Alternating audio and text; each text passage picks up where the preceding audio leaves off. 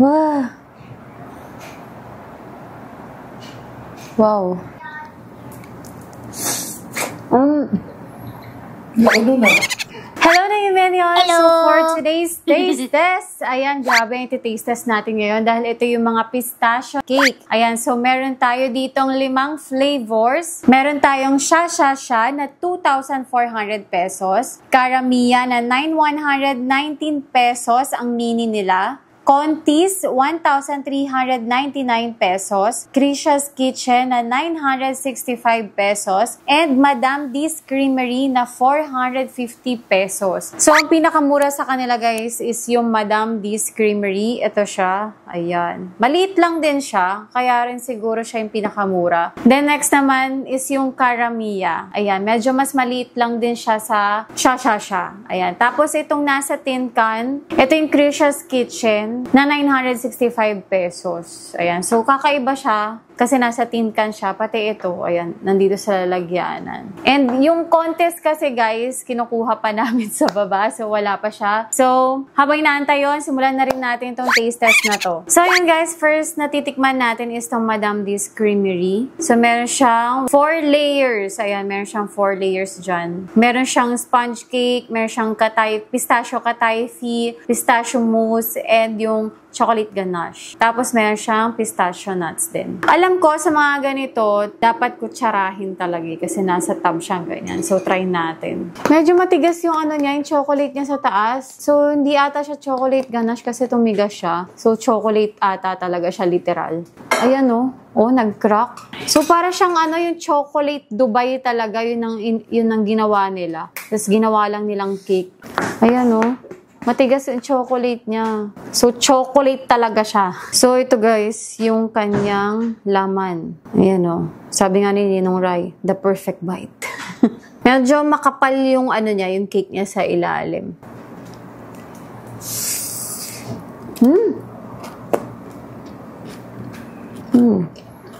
Ito guys, pag kinain mo, parang ano lang talaga siya. Parang cake. Yun agad yung malalasahan mo eh.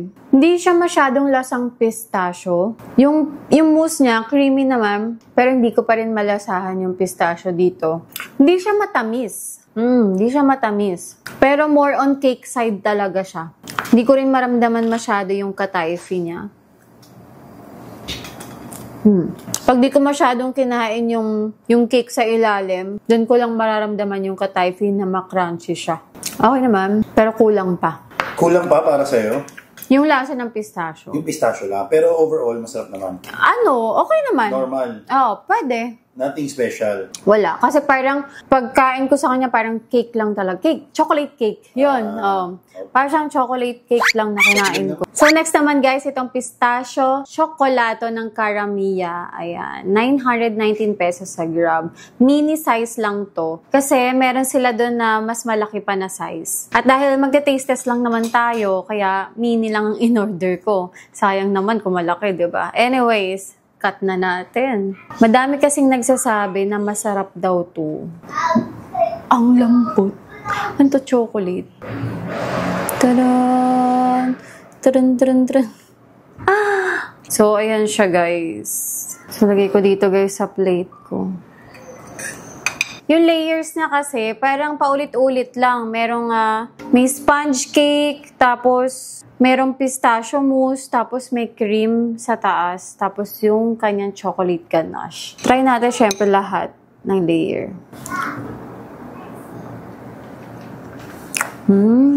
Ang soft ng cake. Well, ang Karamiya talaga, alam ko, hindi sila ganun katamis na cake talaga. Sobrang sakto lang. And ito, hindi siya super tamis din talaga na cake. Masarap siya sa masarap, pero yung pistachio parang hindi siya yung ano, yung katulad nung, parang sa contest yung may katayfi. Wala kasi siyang katayfi eh. Pero masarap siya. Ang ganda ng texture kasi ng cake niya. Ang soft. Parang maubos ko na to kasi guys talaga hindi siya yung super tamis na cake. Actually, favorite ko sa Karamiya yung ano nila yung ube cake nila. Sobrang favorite ko yun kasi hindi rin matamis. Okay din. So, pang third na titikman natin, guys, ito yung Krisha's Kitchen, yung kanilang Dubai Pistachio Valrhona Cake. Grabe yung pistachio, ang dami. Tsaka Valrhona yung chocolate. Yun. Yun yung gamit nilang chocolate. So, ito guys, 965 pesos siya. Yung isang can nito. Uy, may crunch akong narinig. Wild. Ayan Makapal din yung niya, yung kanyang chocolate sponge cake. Ayan. Ang kapal ng chocolate sponge cake niya. Tapos meron din siyang pistachio kataifi. Tapos chocolate ganache. Ayan. Pero yung chocolate niya dito kasi is Valrhona chocolate. Yun. Tapos meron din siyang pistachio cream and dark chocolate. Belgian dark chocolate yung gamit nila. Yung sa taas. Yung layer sa taas. Tsaka sobrang dami nung pistachio. Grabe. Ewan ko na lang kung di natin malalasahan yung pistachio dito. Parang ang laki, bawasan ko. Hindi kasya sa bunganga ko. Sige na nga, subuin ko na. Diyan na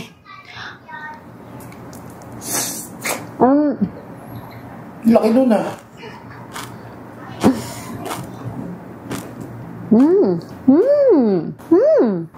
Masarap ka. Parang meron kasing napagkagat ko, may malalasahan ako, tapos biglang may sisingit na lasa, tapos may magsisingit ulit na lasa. Ang dami ko nalalasahan. Ang sarap. Grabe, sobrang ang sarap ng chocolate niya. Dark chocolate yung ginamit nila dito. Tapos ang kakaiba guys sa chocolate sponge cake nila sa ilalim, meron ka pang nakakain na buo-buo ng chocolate. As in, bloke-bloke ng chocolate. Parang chocolate chips, ganun. Pero malalaki. Tapos yung crunch ng kataifi, ramdam na ramdam mo. Tsaka yung lasa ng pistachio. Syempre, malalasahan talaga natin sa pistachio kasi ang dami. Tapos may salty, tapos sweet. So, parang nagbabalance talaga siya, di ba? Tapos, yung ganache niya, yung chocolate ganache niya, milk chocolate, yun yung nagpapatamis dito. So, dark chocolate yung sponge cake niya, tapos milk chocolate yung medyo may matamis na version. Tapos may salty taste siya. Ang sarap. Parang balance lahat. Hindi siya super tamis. Sobrang sakto lang kasi nga may salty, tapos dark chocolate, tapos milk chocolate. Hindi siya mapait. Hindi siya super tamis. Sakto lang. Ay, sarap nito. Ngayon ko lang na-try ito. Wala, mag-iisa pa ako. Ay, seryoso. Ang sarap nito. Ang moist nung niya. Kahit siya, sponge cake siya, ang moist nung sponge cake niya. Sarap. So, next guys, ayan pang fourth na titikman natin. Ito nga, pistachio knafe cake ng cha-cha-cha. So, ito yung pinakamahal na cake na titikman natin ngayon kasi ito yung 2,400 pesos. Mas mahal siya, 2,400 pesos kasi. Pero kasi siya naman din yung pinakamalaki na cake sa titikman natin ngayon. Kaya, mahal din talaga siya, 2,400. Ayan, so, slice na natin. Uy, medyo matigas to Yun, kasi dahil doon sa kataifi. Mas makapal yung kataifi nito. Kita nyo naman, sobrang kapal. Yan kapal. So yan guys, meron siyang layers ng dark chocolate cake, pistachio kataifi, tapos dark chocolate cake ulit, then kataifi ulit, yung pistachio kataifi, then milk chocolate ganache. Tapos meron siyang pistachio and meron din siyang edible flour. Napalaki yung slice ng kuha ko. Kaya medyo matigas siyang kunin kasi nga puro siya kataifi. Kaya siya mahal.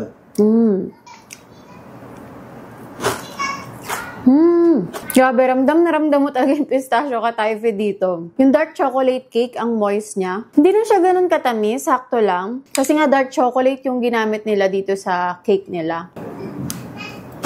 Hindi ka mabibitin sa kataifi dito. Siguro ito mas malapit talaga siya doon sa Dubai Pistachio Chocolate na nag-trending dati. Ang sarap din. Tapos kapag nalagyan ng yung edible flour, yung cake mo, may floral taste talaga siya na parang, alam niyo parang sa tea, yung parang hibiscus, parang ganun. Nagkakalasa din siya na ganun. Ay, sarap. Ako naman. Ang sarap.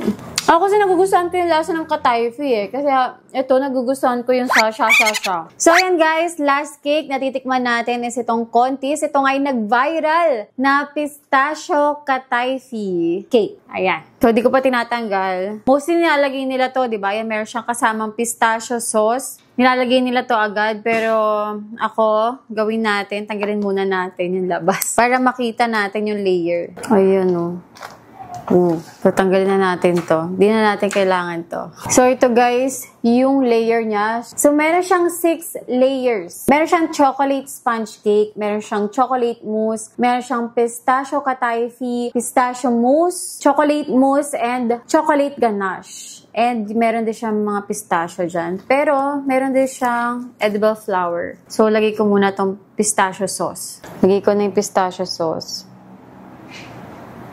Ooh.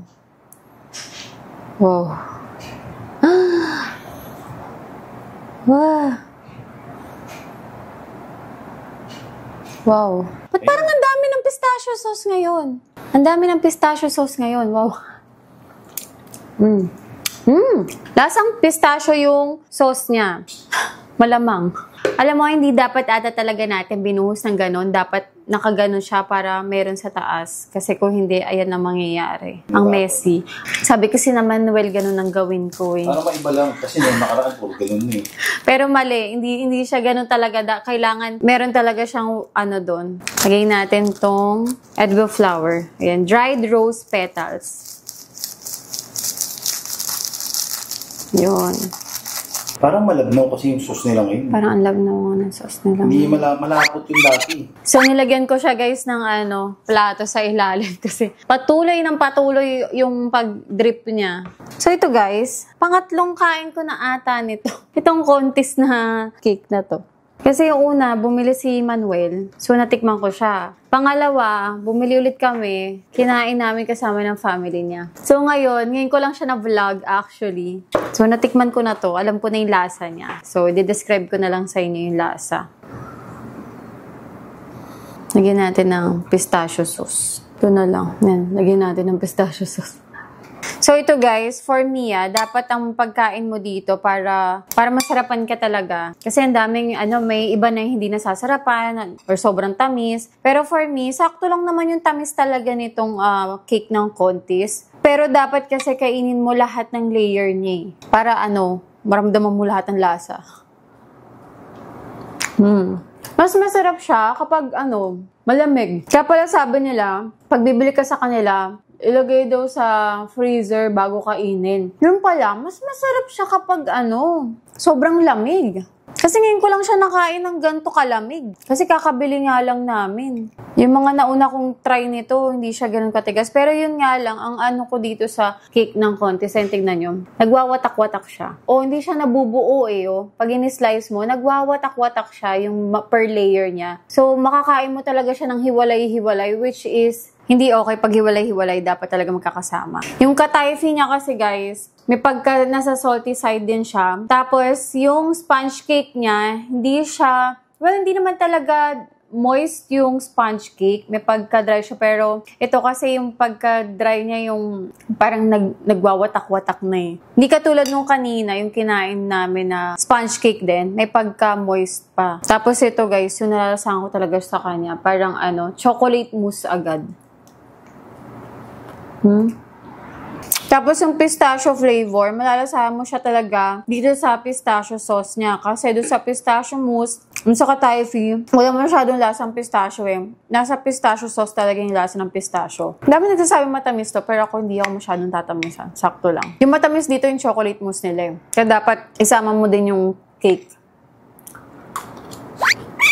Grabe yung Pero in fairness naman, di siya naman kasi sobrang tamis. So, hindi naman ako nagpalpitate masyado dito, Kahit puro cake ang tinikman natin. So, ito guys, kasi itong pistachio cake, may mga pagkakaiba kasi siya. Hindi talaga siya pare-parehas. So, magkakaiba talaga siya ng lasa. Ayan. Pero for me, ang pinaka nasarapan na ko talaga is itong dalawang to. Ayan yung sa Sha Sha Sha and sa Krisha's Kitchen. Ito kasi sa Sha Sha Sha, ito yung tipo ng cake na pag gusto mo talaga, yung ramdam mo talaga yung Dubai pistachio kanafe. Ito talaga yon sa Sha Sha Sha talaga. Pero ito kasi sa Krisha's Kitchen, lasang-lasa mo din talaga yung pistachio. Hindi siya tinipid sa pistachio. Ayan, tapos napaka-moist nung cake niya. Tapos yung kataifi, ang sarap din. Tapos yung sa chocolate niya sa taas, ang sarap din. Tapos may buo-buo pa siyang chocolate, kaya nagustuhan ko din to. So, ito yung top 2 ko. Ayan, parehas lang sila actually. Tapos itong contest, masarap din naman talaga to. Tsaka kakaiba din kasi yung binubuhos mo pa yung pistachio sauce. Mas lasang-lasa mo yung pistachio flavor dito sa pistachio sauce nila. Tapos itong dalawang to, para siyang chocolate cake na may pistachio. Ayan, itong Karamia. Karamia okay siya kasi hindi talaga siya matamis. Actually, lahat ng cake nila sa Karamia, hindi siya ganun katamis. Ayun lang. So, sana nag-enjoy kayo dito sa video natin. And kung gusto niyo i-try, ayan, again, ito Contis, Karamia, Shasha Cafe, Madame D's Bakery, tapos ito yung Krisha's Kitchen. Ayun. So, there you go, guys. Thanks, guys, again for watching. At kung hindi ka pa nakakapag-subscribe, please subscribe to my channel. At para updated kayo sa mga videos na i-upload ko, tap the bell icon. So, I'll see you guys again. Bye!